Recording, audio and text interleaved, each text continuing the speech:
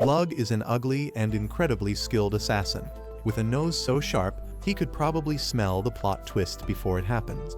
He gets reincarnated after being betrayed by the very organization that raised him to be a killer.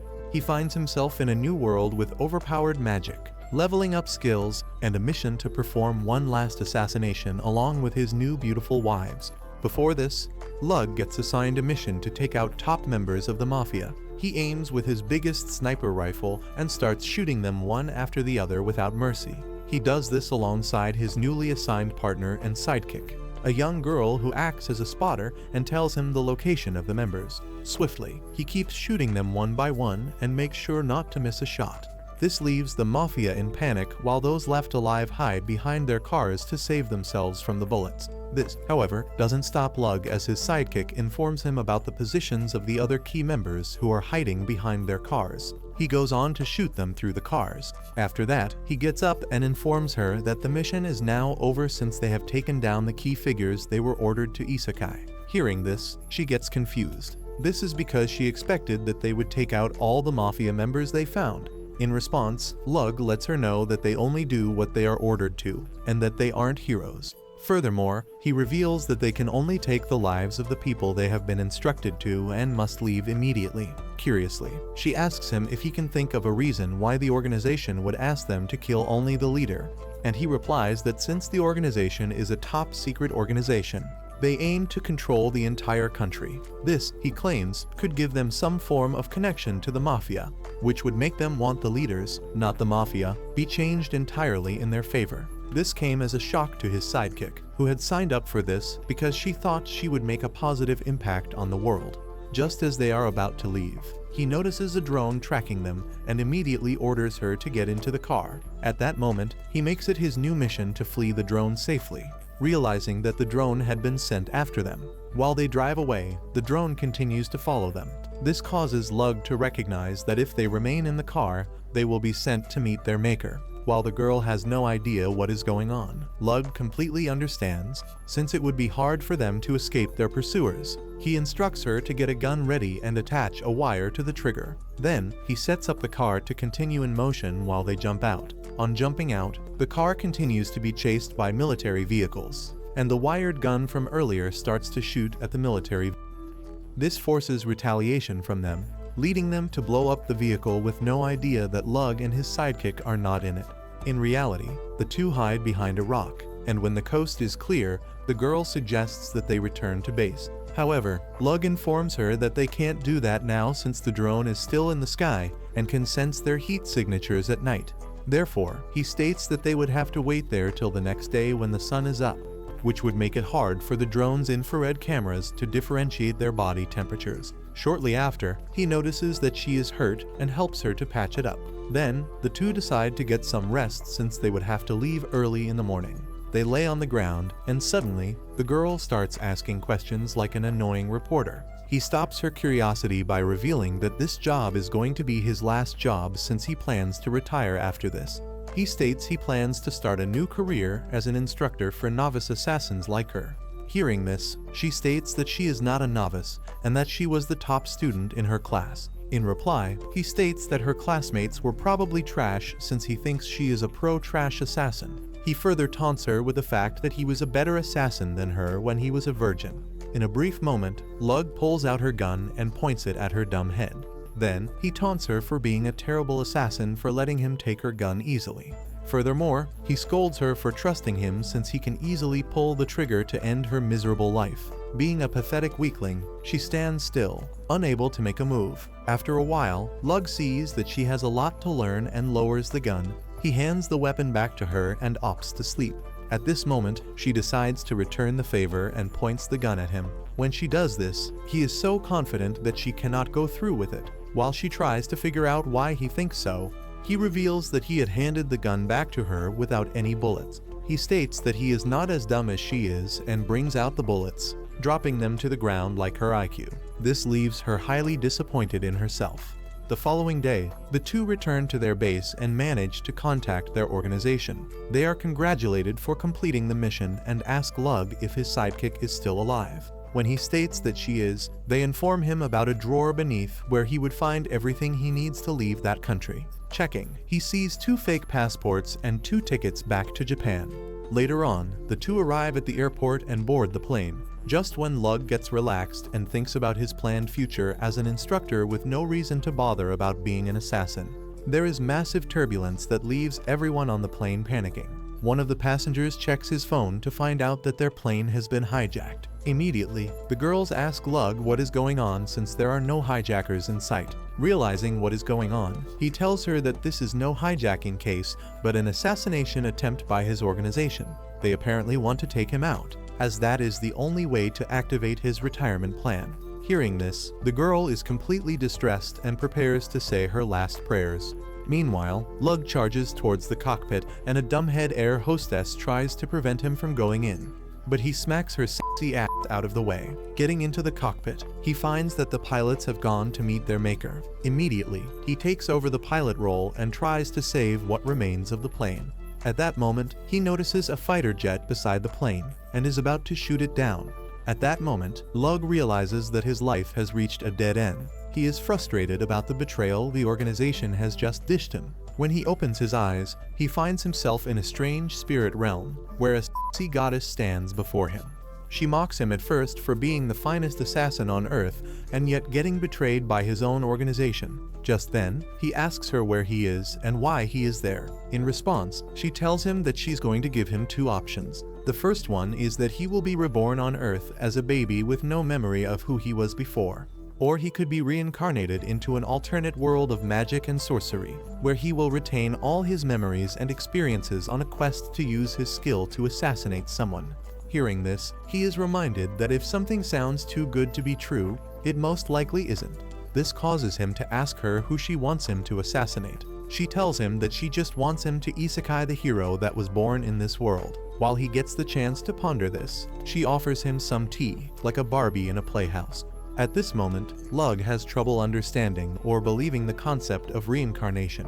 However, she reveals that it is more common than some might assume, and almost all of the important souls are given the option to get reincarnated. Still, they end up not remembering anything from their previous lives.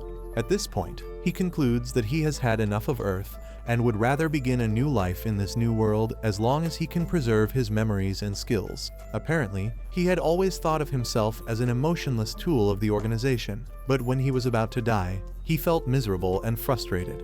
Furthermore, he felt like he was used and betrayed and never really had a life of his own.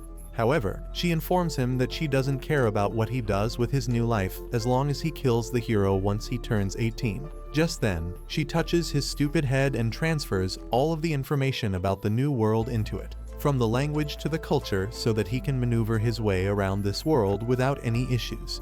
After understanding the ways of this world, he tries to understand the ways of women. Really, nigga? He asks the goddess why she wants to murder such a hero, and she replies that the hero will defeat the demon, after which he will change since the power will get into his head, making him take over the world and destroy it. Hearing this, Lug considers this a worthy backstory. He asks the goddess whether he can kill the hero whenever he wants, but she refuses. She informs him that the hero is the only person who can defeat the demon lord and urges him not to kill the hero until he has successfully done so. Immediately, he understands his assignment and agrees to it. This leads to the goddess showing him a bunch of cards with different abilities. Observing them, Lug picks a bunch of them from different categories and is given the special bonus that enables him to use all 4 attributes of magic at will. When he is done with his selection, the goddess wishes him luck and sends him to this new world, where he is born as a baby to a noble guy. The family happens to be a long lineage of royal surgeons, but in the dark, they are a guild of highly well-trained assassins. This seemed to be the perfect environment for Lug to train himself to be an assassin without hiding it. Knowing this, he is extremely pleased. Many years passed, and Lug is now a young boy who has sunk himself in his training ever since he was able to walk. He goes inside a forest to try out his skills by hunting a rabbit out in the open.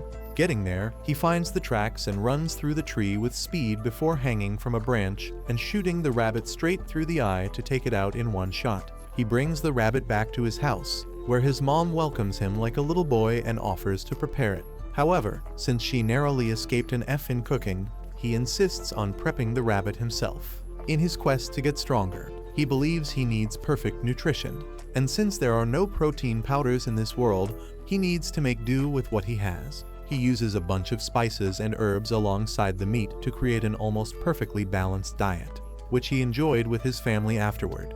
Just after eating, his stone-cold dad gets up and instructs him to meet him in the basement where they usually hold their training. Shortly after, Lug goes to the basement, where he meets his dad, who tells him to take off all his clothes.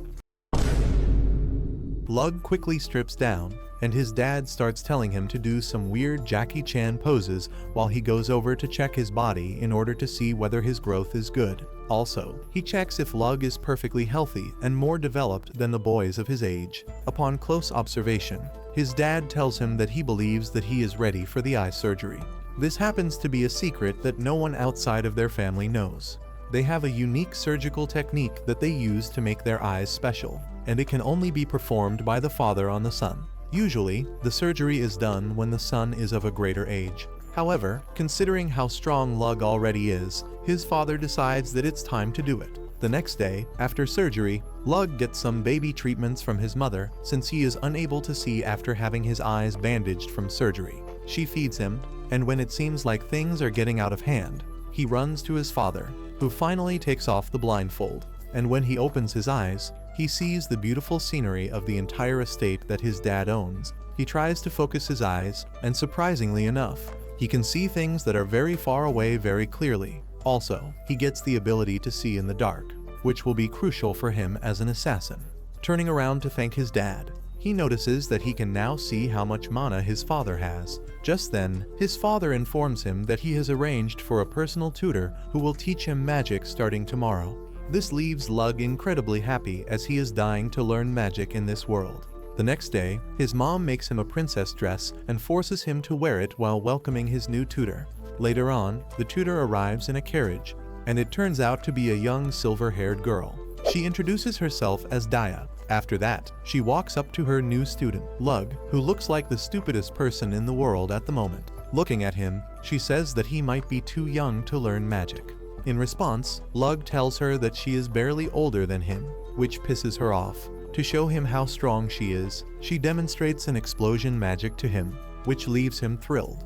Then, she tells him that even though she looks young, she is one of the top 4 strongest mages in the entire kingdom, and she will train him day and night to make him at least the 5th strongest mage. The following day, Lug's training starts, and the two get to introduce themselves in the garden formally. There, Daya tells Lug not to be so formal as she is merely 3 years older than him, but he insists that she is still his teacher and deserves every bit of respect. In response, Daya hands him a pretty crystal ball, which he calls Far Stone. She reveals that the stone is used to gauge how much mana a person possesses naturally. The more mana you have, the more complex and destructive magic you can perform.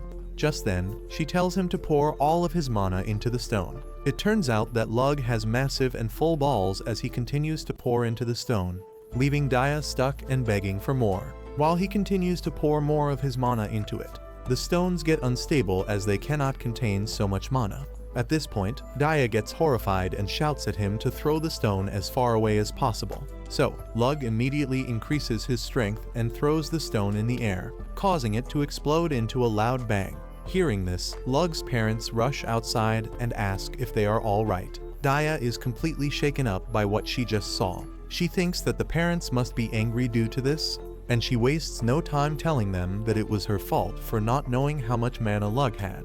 His parents, however, are not mad even a little bit and rejoice in their son's capability instead. They thank Daya for making them realize how powerful their son is and leave them to continue their training.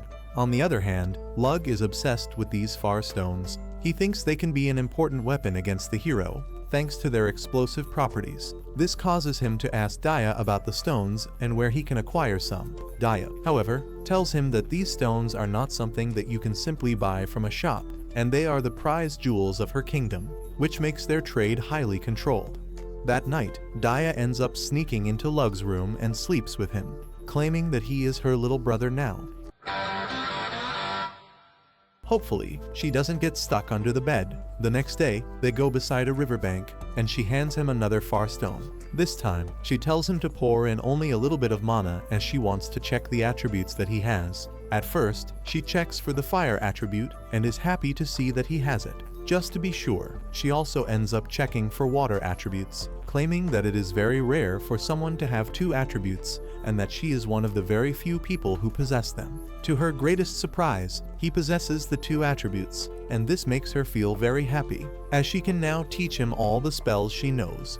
Just out of curiosity, Lug asks her to check if he has any more attributes, but she smiles and tells him that it is impossible for someone to have 3 attributes since no one in history has ever had that. Shockingly, it shuts her yapping mouth to realize that he even has the wind attribute. Out of curiosity, she checks once again and realizes that this powerful bastard has all 4 attributes, which is entirely unheard of. She composes herself once again and contemplates the fact that this is no guy to mess with. After that, she sits beside him and tries to take his magic virginity by waking up his innate magic.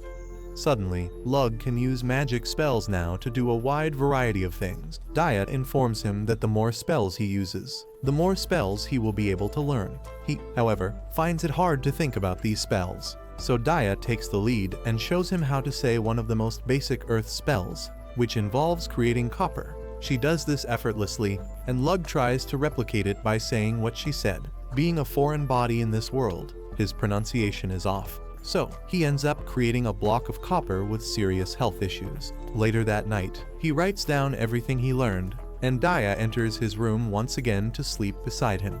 The following day, after practicing a bunch of times, he's finally able to produce a piece of copper that is sick-free. Seeing this, Daya is thrilled that he is progressing really quickly. He asks her whether she could write some spells for him that she has learned, as he wants to try them straight up. She writes down a spell for him, and he chants it. To his surprise, he's able to produce a block of iron immediately.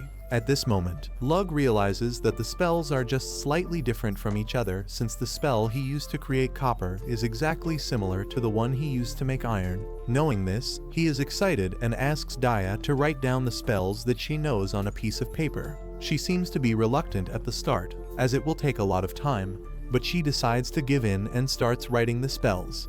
After reading the spells, he realizes that the thing that is changing for each metal is basically its atomic weight. He tries to explain it to Daya, but her dumb head makes it hard for her to understand. So, he moves on and tells her to write down a spell for him.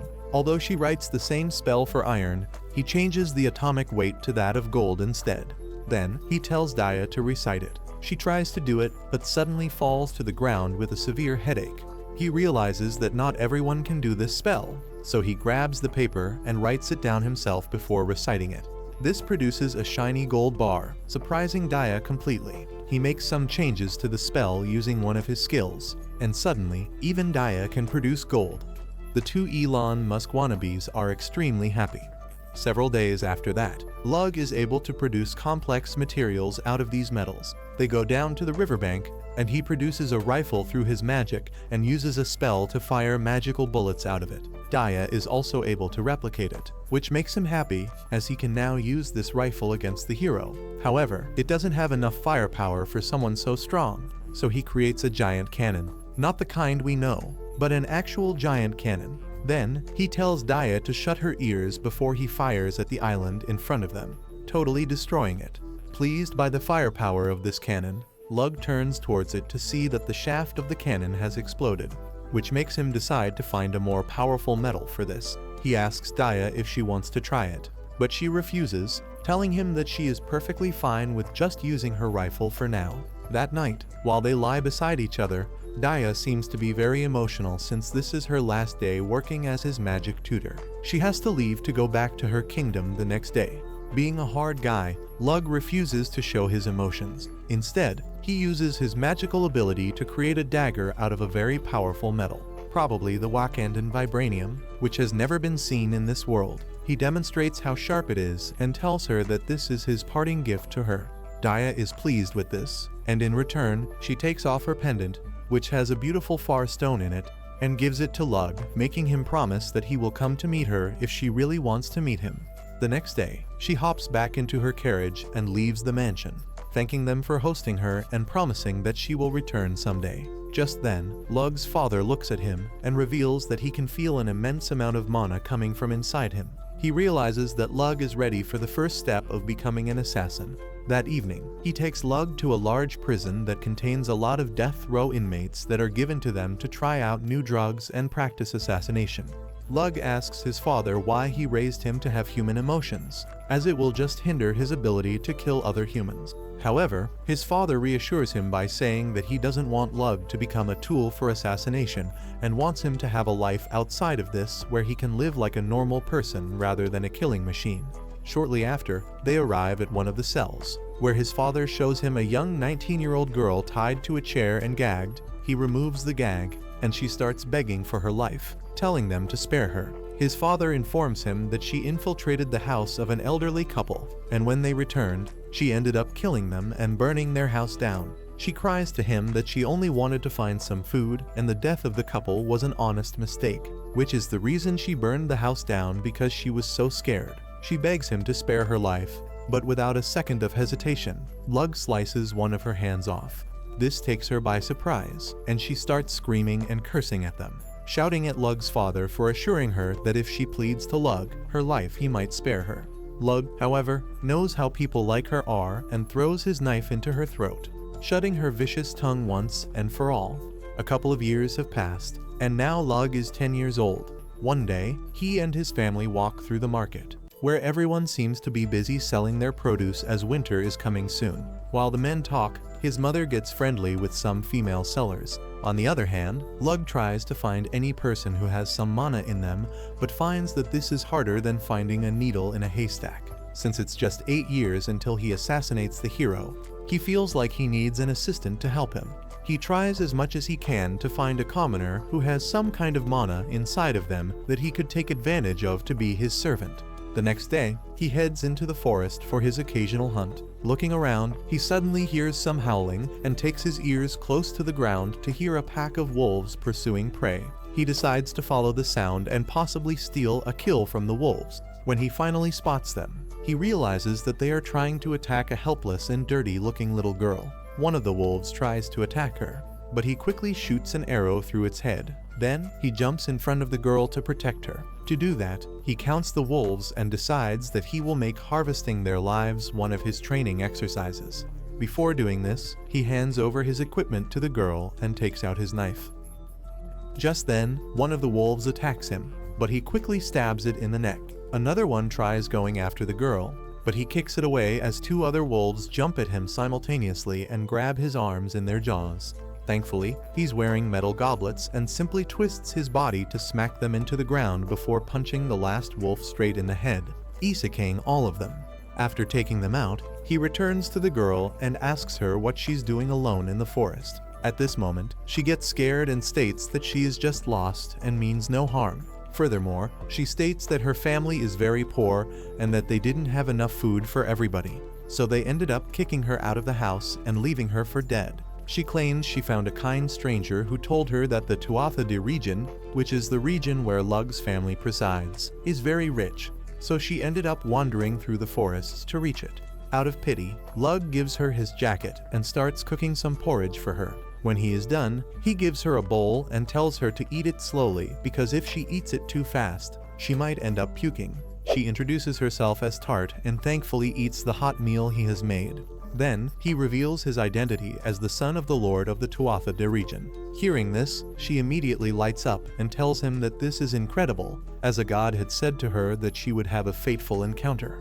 Lug realizes that the goddess might be trying to help him. He had noticed from the very beginning after meeting her that she was the perfect match for his servant role. He offers to take her back to his crib, not for anything bad, but so she will have a place to live and never have to search for food. However, he states that the only thing that she has to do is follow his orders at all times, some of which may include killing other people. After telling her all this, he lets her make the final decision, asking whether she wants to come with him or not. Seizing the chance of a lifetime, she happily agrees, claiming that she was never wanted by anyone else and that he is the only one who told her that he needs her. 2 years passed, and Lug was woken up by Tart, who has now grown up to be really beautiful with appealing melons. Due to how hardworking she is, his parents like her. However, on the first night he brought her home, his father told him that he could only keep her on 2 conditions. He must train her himself, and he must make sure that if she ever betrays them, he will send her to meet Hades himself. After remembering this, he tells her to meet him down in the basement for a routine checkup, the same checkup his father conducted on him when he was being trained. After ordering her to give him a striptease, he checks her body to make sure that she has improved physically. After revealing that he is pleased with her progress, he turns around to leave. At that moment, she tries to attack him with a knife, but he is able to subdue her easily.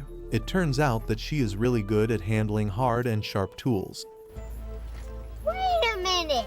Well, I meant knives. Also, one weapon she's incredibly good at is a spear. But the problem is that a spear is not very easy to hide and is too bulky for an assassination. This causes him to conclude that he will give her a different hard tool to hold. You naughty naughty.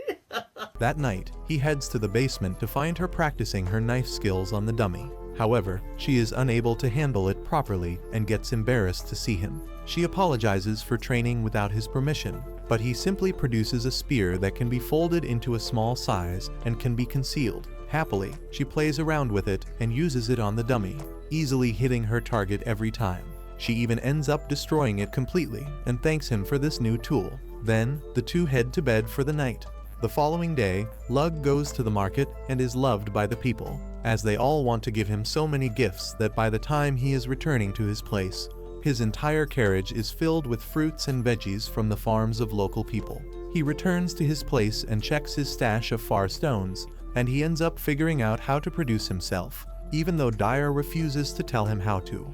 Filling them with mana, he puts them in a bag to use as a hand grenade against the hero. Suddenly, Tart informs him that he's being called by his father, who has asked that he come down to the training room. When he gets there, his father asks him about Tart's abilities, and he replies, stating that he has trained her to an extent where she is just as strong as the extended members of the Tuatha family. Then, he asks Lug if they can trust her since he suspects that Tart might be sent by a spy organization to steal their family's secrets. Lug, however, replies that he has been looking over her for the past years and observing her body movements, which has made him sure that she's not a spy. He assures his father that if she were a spy, he would have killed her. Just then, his father replies that even he thinks that she is not a spy, and it must be God's work that it all turned out the way it did. He then reveals that Lug is strong and old enough to take his final exams to become an assassin. He asks Lug if he is up for it, and he replies that he is ready. Therefore, his dad tells him to come outside as his first test would be to fight him in one-on-one combat. It's about to go down. Lug suits up and walks outside. Then, the two enter the forest to begin. At this point, Lug believes he should have the upper hand because not only does he know about assassinations from his current life, but he also has the skills and experience from his previous life. He climbs on a tree when suddenly his dad shoots some arrows towards him. Fortunately, he dodges them and jumps off the tree to find his dad, who again shoots a crossbow bolt at him. Again, he dodges this and throws a knife at him, which his father is able to block. In retaliation, he tries to slice Lug with his knife, but he dodges and tries to kick him, but his father responds fast. He grabs Lug's leg before breaking one of the bones. Lug quickly kicks him away and jumps into some bushes, where he swiftly heals his bones with the help of his incredible recovery magic. He runs down the hill where his dad has set up a trap for him and successfully dodges the trap, but is immediately attacked by his father, who pushes him to fight harder. While Lug tries to block his attacks, he is able to grab one of his father's hands and kick him in the ribs, forcing him to retreat into the forest. Shortly after, he charges back out to meet Lug, who has already predicted his father's movement. Due to this, he is able to dodge his father's attack, even though he ends up getting stabbed in the shoulder. All hope is not lost, as Lug is also able to put his blade on his father's throat, ending the battle with victory. The two returned from the forest to find Tart preparing them some tea. Later on, his dad treats his wound while telling him that he has taught him everything he could have, and now it's time for him to experience assassinations firsthand. He takes Lug to Isekai, a piece of expensive shit, who uses his position to abuse girls. After a successful mission, the two jump out the window. That night, they go around offering poisons in the form of palliatives to several other rich bastards. While they burn one of them, they make the others seem like accidents, so that it won't be traced back to the Tuatha family. The next day, Lug's father takes him to treat a rich noble who is sick. On their way back, His father tells him about the plan to send him away to a different town to live under a false identity as the bastard son of a very famous merchant. Lug is instructed to stay 2 years with them and make himself known as a very good merchant, which will help their cause in future assassinations. This is because nobles invite traitors to their houses occasionally, and often they don't even get checked by the security. Hearing this, Lug agrees. In his honor, his father sets up a huge banquet with all of his extended family members in attendance. There, his father boasts that he is the youngest member in the history of their family to pass the final test. Then, he reveals that Lug will become the new head of the family after his death, which seems to annoy some of the members of the family. One of them throws his wine glass at Lug, who catches it swiftly. The ugly idiot refuses to acknowledge someone younger than him to be the head of the family and wants to challenge Lug to a fight. Knowing how powerful his son is, Lug's father agrees. However, before the fool could even blink, Lug appears behind him with a knife to his throat, ending the fight in an instant. At this point, the foolish idiot almost pees his pants. Before leaving to start his new life, Lug calls his foolish cousin and acknowledges his strength. He offers to make the dumbhead his subordinate, promising to make sure that he is treated extremely well. As much as the dummy seems reluctant at first, he ends up agreeing to Lug's terms. Just then, Lug hands him a beautiful titanium sword as a gift and leaves. The next day, Lug packs up his gear and, together with Tart, heads into the carriage on his way to the new city, where he will begin his life as the son of a merchant and be called Ilig. Later on, Lug arrives in the new town and settles into his new home. This town happens to be one of the most prosperous regions of this kingdom because of its trade. In order to take up his new identity as Ilig, he immediately conceals his identity by changing his hair from silver to black. He even puts on a pair of glasses, which helps him to assume a completely different identity. One day, he gets tipped off about an orphanage in this area that pimps out little girls to wealthy nobles and learns that they have a commoner girl who can use magic as well. This makes him go to visit the orphanage. When he gets there, he meets a beautiful blue-haired girl crying with a sickle in her hand as she is just about to disfigure her face. This is because she thought that if she had a hideous face, people wouldn't buy and abuse her. Seeing her in this state, Lug grabs her hand and asks her to stop. Very kindly, he tells her that she should smile more as she looks beautiful with a smile. Shortly after, he meets the owner of the orphanage, an ugly fatty who shows him some girls. Taking a close look at them, he realizes that the blue-haired girl is the only one with mana and tells the owner that he's going to buy her. The owner informs him that her name is Maha, and she is a special girl, so he's going to charge triple the normal price. But money is no problem for Lug as Jeff Bezos has nothing on him. After giving him the money, the owner informs him that he needs to get her ready and clean, so Lug should come back in 3 days. This was all so he could get the chance to work out with her. At this moment, Maha looks scared, but is unable to say a word since that would mean harm to her and the other girls. Just before Lug leaves, he tells the massive pound of flesh not to touch Maha since she is now a member of his family. The fatty, however, has different plans, as he wants to pimp her out a couple of times to make some extra cash. That night, he has her washed and takes her in a carriage on the way to a nobleman's mansion. On the way, Maha is reminded of how nice Lug was to her when they first met, and is determined to make sure she offers herself to him as a virgin. Seizing the chance, she escapes from the carriage and runs inside the forest. One of the guards under the fatty, however, has mana as well. He catches up to her and grabs her from behind, just as he is about to explore some plot development with her. Lug arrives and slams him to the ground. The fatty arrives at the scene and is shocked to see Lug there. He tells him that he was supposed to take her 3 days later and wonders why he is here. But Lug tells him that he realized that the bastard is the fattest and the most ugly pile of shit ever to walk the earth.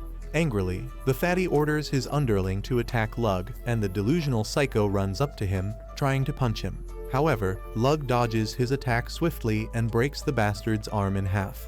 Then, the fatty tries to attack him from behind, but Lug dodges once again, placing a knife on his throat. He then asks Maha about what's happening, and she tells him that she and the other girls were orphans who used to stay together in the slums. Apparently, they used to give tours to tourists in the city and got a small amount of money for the tours and some money from the restaurant that paid them to bring some tourists over. As much as this didn't earn them a lot, they were happy and satisfied with their lives. Unfortunately, one day, the fatty's goons attacked them out of the blue. Being the only one with mana, Maha had tried to stop them, but they ended up overpowering them and brought them back to this orphanage, where they were thrown into a room and given some vegetables to feed themselves for the entire week. As the girls grew older, the fatty started pimping the girls out one by one to some nobles, who would treat them badly. This kept happening to almost all the girls, and the shame from this caused one of the girls to use a sickle on her own face, hoping the scar would make it impossible for her to be pimped. To get hold of these noblemen, Tart disguises herself as one of the girls, and just as a nobleman is about to get to business, he gets arrested. Back at the orphanage, Lug fixes the scared girl's face and takes Maha with him to start a new life. Months had passed since Lug took Maha under his protection, and he has been doing amazing work for his new merchant family. Lord Balor, Lug's new father, informs him that he has taken care of all the paperwork, and they have successfully and legally adopted Maha as his younger sister. Lug is pleased with this information since it would help him work with Maha without drawing any suspicions. Later, Lord Balor takes him to a room, where he shows him the plan for a store at a major intersection of the city. He claims that he opened a liquor store some time ago, but it flopped completely, forcing him to shut it down. He wants to hand it over to Lug, as he believes he is the only one who could breathe new life into it. Lug seems to be reluctant but agrees anyway and returns to his place, where both Tart and Maha have prepared him some excellent dinner. The three have dinner together before he tells them about his plans. He informs them that he has been asked to take control of a shop, and he needs to make use of it to further his objective of killing the hero as efficiently as possible. He goes on to explain that the first goal of the shop would be to make as much money as possible, as that would result in the shop not closing down anytime soon. The second objective would be to sell something that the nobles would be attracted to so that they could get closer to them. The two girls ask him whether he has anything in mind, and he tells them about his plans to sell cosmetics and sweets in his shop. He believes this will be especially directed at noble women. Maha, however, seeks to know how he intends to break into the cosmetic market since it is already populated. At this moment, Lug realizes that this could be a problem, but tells her that he has a plan that he will reveal to them soon. The next day, Lug is prepared to share his plan with Lord Balor and his wife, who seems to hate Lug because she believes that he's the bastard son of her husband. She covers her face for some weird reason, which we would probably find out. Just then, Lug tells them about his plans to make something that will not compete with the current cosmetics, but instead complement the cosmetics that are being sold. He tells them about how makeup is a hassle to apply and makes your skin incredibly dry when you take it out at the end of the day. The product he intends to sell happens to be a special cosmetic that can completely get rid of that problem once and for all. This product happens to be a moisturizer, which hasn't even been invented in this world yet. To try it out, his wicked stepmother takes a bottle and applies a little on the back of her hand. She is shocked at how smooth her skin feels. At this moment, she decides to remove her face mask to try it out on her face. Just then, we realize the reason why she covers her face, and it is clearly a very ugly one.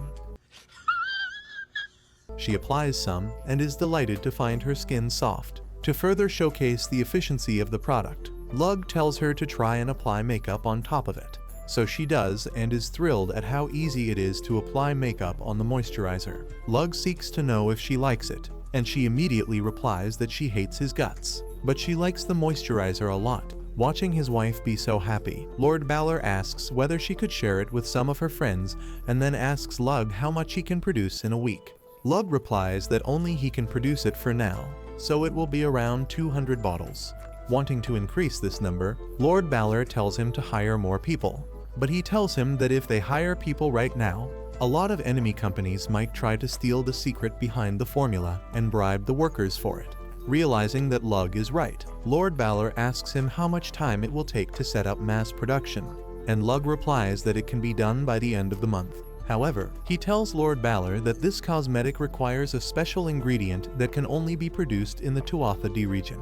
Hearing this, Lord Balor has no objection and lets Lug do what he wants. On their way back home, he reveals to Tart that he made sure to include a completely rare substance that can only be gotten from the Tuatha Dé region so Lord Balor won't easily cast him aside.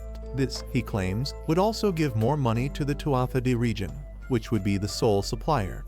Months after Lug successfully established this business as Illig Valor, the moisturizer had become an instant hit, and a lot of women came pouring in every single day to buy as many moisturizers as possible. Since there isn't so much at the moment, he imposed a cap of 2 bottles per customer. He also made Maha the manager of the shop, and she ended up hiring the entire group of girls who were with her in the orphanage to work with her. Tart and Lug sit nearby and witness how effortlessly and seamlessly the entire shop is being run. He seems to be glad that he let Maha hire her friends because they have stayed with her all their lives and, as a bonus, are incredibly young and pretty, which is a must for a cosmetic shop. As expected, their rival companies are trying their best to get their hands on the moisturizer formula. While they try to prove their workers, they do not even know about the secret ingredient that comes from the Tuatha region. Lug is glad to hear this and tells Tart to maintain security as they can't risk other people knowing about the formula so quickly. That night, while he's trying to sleep, he realizes that someone has infiltrated his house and is crawling through the ceiling to his bedroom. He also figures that this must be a very high-level spy because he was able to conceal his presence till he was really close, just as he is about to get up and teach the bastard a lesson on 1,000 ways to die. Tart opens the bedroom door and uses her spear to stab the ceiling. She assures Lug that he doesn't need to be worried since she applied some neurotoxin to the spearhead to paralyze the spy. Naha happened to also be in the ceiling. She comes down to inform them that the spy has successfully been captured. They take him down to the dungeons, where the 2 girls get a glimpse of his Magnus after striping him.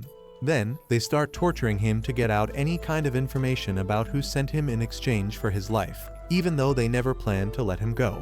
The next day, Lug gets ready to leave for the nearby kingdom where Daya is located. He had promised to meet her once every month. Since their master is away, the 2 girls decide to have a quality meal. On getting to the kingdom, Lug flies straight into Daya's room through her window, and she is extremely excited to see him. She hands him a bunch of papers filled with new spells that she crafted herself. One particular spell draws Lug's attention as he asks her to try it so he can see. With this spell, she is able to reverse the gravity of any object of her choosing, shocking Lug to his bones. After the 2 talk for a short while, Lug hands her a box of chocolates that he recently created, and Daya has no idea about what it is since chocolate hasn't been invented yet in this world. To her, the chocolate looks like pieces of shit. However, Lug tells her to try them once, and after trying them, she loves them. This causes her to make Lug promise to bring her some more the next month when he comes to see her. After agreeing to this, the 2 spend some more time talking, reading, and practicing magic. As the days come to an end, Lug gets set to return, so they say their farewells, and he flies back to meet Tart and Maha. Days later, Lug is sitting in an open space, sipping his tea like he has made it in life. He looks at how great his cosmetics business has grown. However, at that moment, Tart arrives from her mission and is happy to see her master in good health. She hands over the spoils of war she brought with her, and it happens to be the clothes buttons of the men she killed. Lug tells her he has heard reports of how great her skills are on the battlefield that they even gave her a nickname, which she finds quite embarrassing. Lug has been sending her to battlefields for her to gain experience, while he leaves Maha with him to learn how to handle information and money by managing the cosmetic store, brand that is well known and one of the best in the city. Because of this, he is able to gain connections with the nobles and has been invited to dine with them by being invited to their parties. Unfortunately, this is about to come to an end as he has to return to his kingdom. At night, Lug has a meeting with Maha, where he tells her he will be leaving her in charge of the cosmetic store while he is gone. She promises to do a great job by expanding the brand to neighboring towns, and she has found a good location shop for them to buy and proceeds to show Lug a map. Looking at the map, Lug realizes that the shop Maha is trying to buy actually belongs to her father, who is a merchant who owns a famous trading company. Unfortunately, he was betrayed by the company's right-hand man, who killed him and his wife and took over the company, leaving Maha no choice but to flee from home and end up in Mildew because she knows her life is also in danger. Having realized this, Lug believes she is trying to reclaim what belongs to her and get back at the person who murdered her parents. However, to support her, Lug tells her to do anything she likes since he believes in her, making her extremely happy, and promises to do a very great job. At that moment, Maya's friends arrive in the room and hand over a gift bag to him. which happens to contain a good and rare herbal tea. They tell him it is their little way of showing appreciation for what he did for them and thank him for taking them out of the street and caring for them. They also give him their farewell on his journey back to his home and hope he comes to visit them from time to time. Lug shows his appreciation and promises never to forget them, no matter where he goes. The following morning, while Maha helps Lug clean up for the journey, she finds out his natural hair color, and she finds it amazing when Tart also dresses up to go with him. Finally, it is time to return home as Lug and Tart get on a carriage and bid Maha farewell. On their way, they suddenly get surrounded by some wolf monsters, which Lug has noticed by sensing mana. The two of them get out of the carriage and tell the driver to hide. Tart volunteers to kill the monsters as a way of showing him how good she has become, and within a jiffy, she is able to kill them all. Seeing this, Lug commends her for a job well done, but says within himself that now that it seems monsters are getting into human settlements, it means the demon lord will soon appear. However, they get back into the carriage to continue their journey.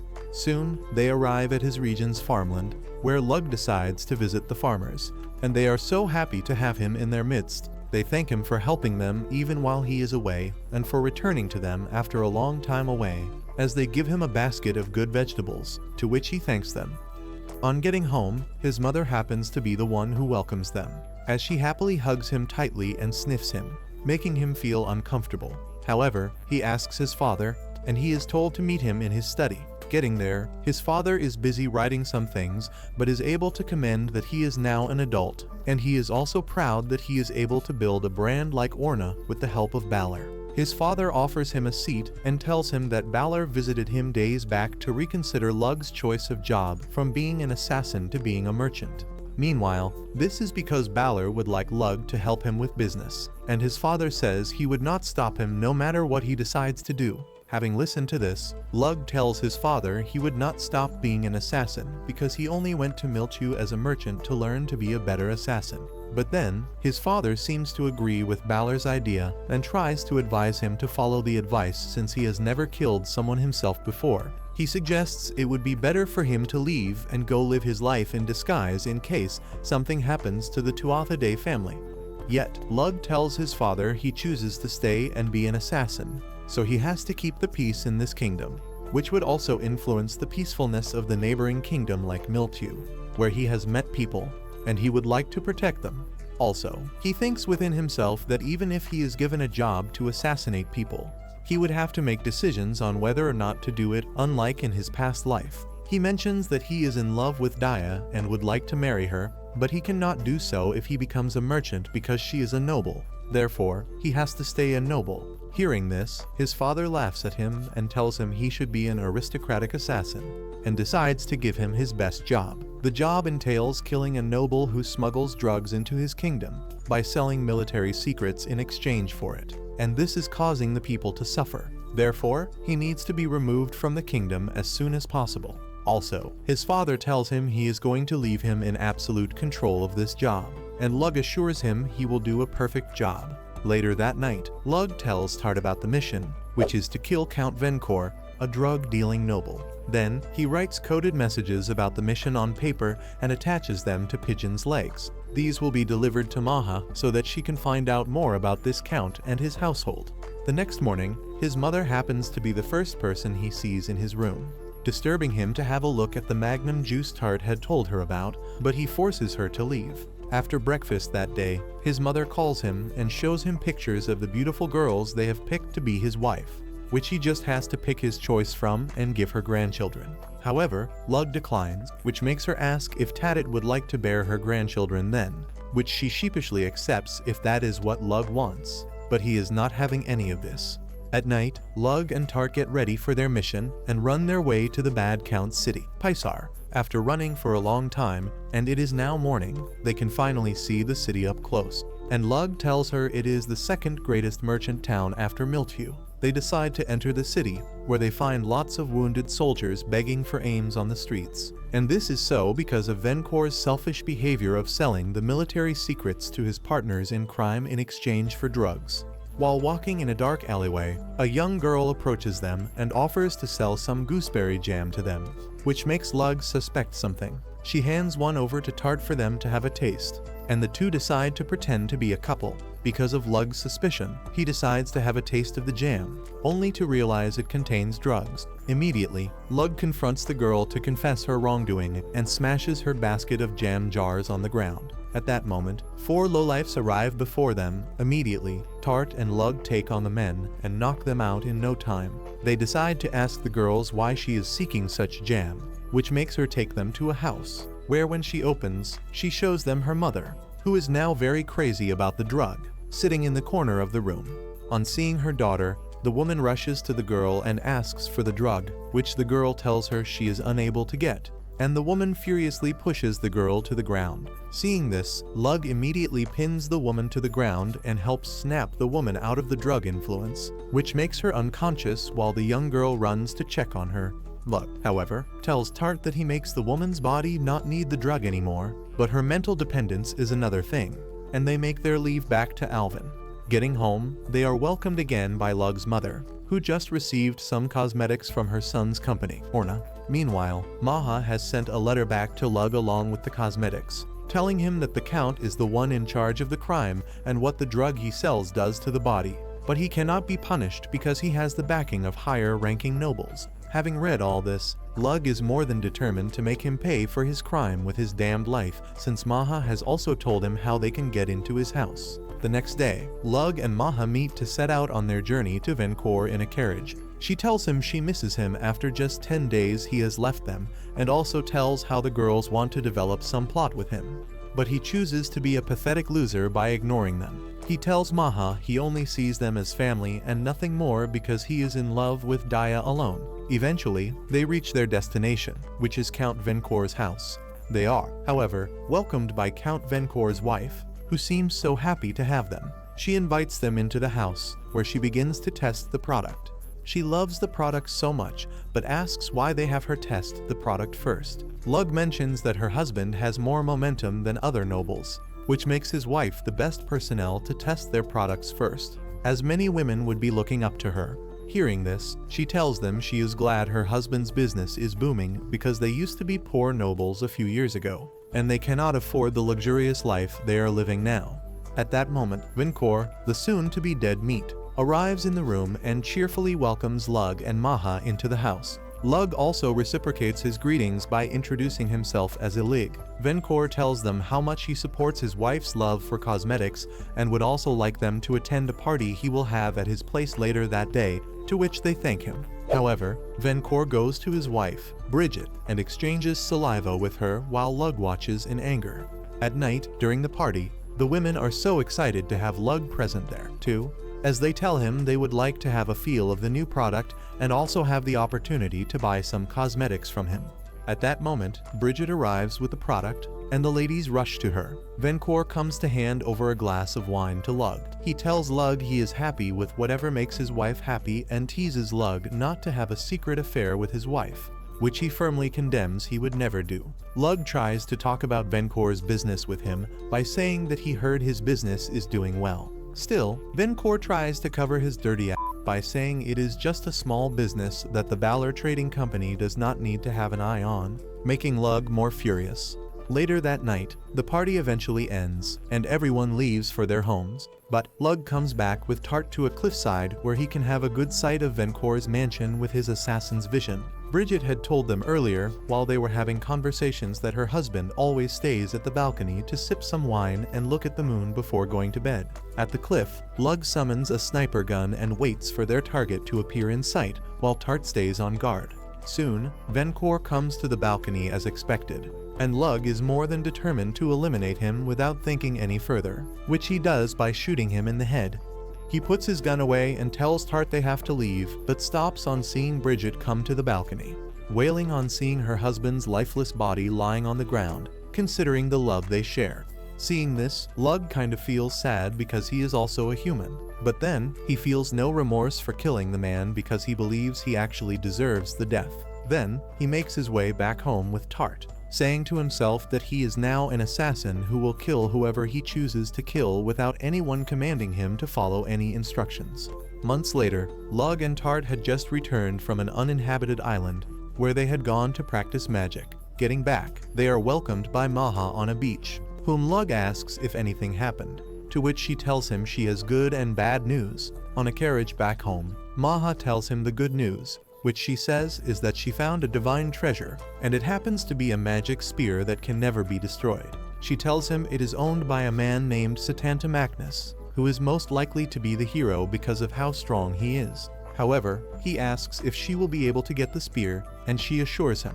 Also, for the bad news, she tells him a civil war has broken out in a neighboring kingdom. Swoigel, and Daya's kingdom, Vikon, is planning on joining the royal army against the enemies. But then, there is a soldier among the rebels that is causing trouble. One day, Lug, who is worried, decides to go see Daya, where he enters her room through the window.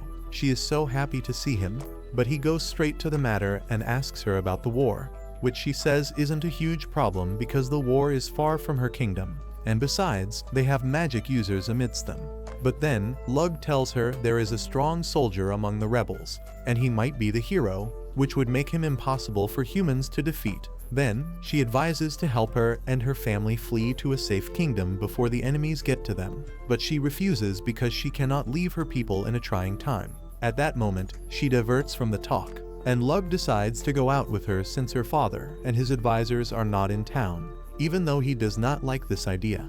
Getting to the town, they decide to play a game where Daya has to play archery to win a teddy bear, and she wins. Leaving the place, Daya tells Lug she is hungry, and he promises to take her somewhere special. While they eat, Daya tells him she prefers to eat a meal cooked by him, which makes the dumbhead tell her he would have that whenever she comes to his kingdom. Having arrived from the restaurant, they find a young boy crying in a quiet area. Asking what the problem is, they realize he has been separated from his mother. However, being a good Samaritan, they help the boy link up with his mother again. Because of how kind the ugly-ass hero is, Daya decides to reward him by taking him to a hot spring bathroom in the city. There, Lug asks if it is a separate bath for the different genders, but she tells him it is not, which means there will be a free show of seeing different body curves and rods. She tells him she booked the whole place for them alone and begins to undress while Lug does the same while a lot runs through his mind. Eventually, they get to the bathing area and are fascinated by how big and nice the pool is. They begin to play until Daya slips onto the deep part of the pool but is luckily rescued by the love of her life, who also teaches her how to stay afloat. Then, they hold hands in water, and Daya begins to tell him about how much she loves her kingdom and would like to welcome her father, who has gone to war and would always come back to life. Seeing that she does not want to leave her people, Lug decides to accept her decision but promises to help her. Later in the evening, they bid each other farewell, and Lug promises to come to see her again. But she tells him she is going to be busy and will tell him when they can meet again, to which he agrees and leaves for home. Meanwhile, Daya is given an accord by the men who pretend to be citizens but soldiers in disguise, meaning that she has decided to join the war as well. Hold up. Wait a minute. Something ain't right. Getting back to Alvin, Lug finds his parents beside a brutally injured man lying on the ground. Seeing this, Lug asks what happened, and his father says they have been assigned an assassination job, which Lug would have to do. Lug, however, asks who the target is, which makes his father give him the most shocking reply of his life, which is that the target is Daya, his beloved. Emotional, damn it! His father, however, tells him he can decide to reject the job if he wants. But Lug asks him if it is not bad that they meddle in another kingdom's affair during a war. His father agrees with his thought because their assassination can be disclosed to other kingdoms, which can cause an international conflict. His father tells him the request is based on personal reasons because the enemies defeated the Vikon kingdom while they supported the royal army in Swoigel's civil war. Now, the enemy's attention is on Daya, who they know possesses powerful magic and would like to have her to themselves. Also, because Vikon is known for its magic and trade and is not more of a military kingdom, the enemies who are able to invade them easily are head-bent on destroying the city. In order to prevent his daughter from being taken away, Count Vikon has decided to choose the hard way to prevent more bloodshed, which Daya also agreed to. Then, his father tells him that the only way to save Daya is to fake her death and have her escape from the kingdom, which her father wants them to do.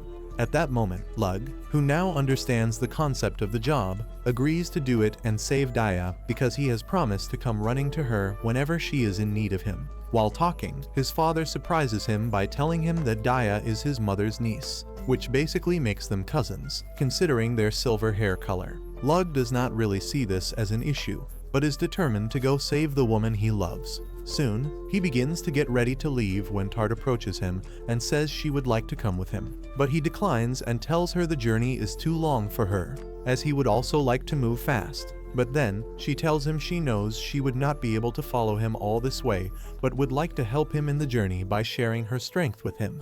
Hearing this, he agrees to her help and asks how she would do it, which she says is by using the wind spell he taught her to pull him along with her.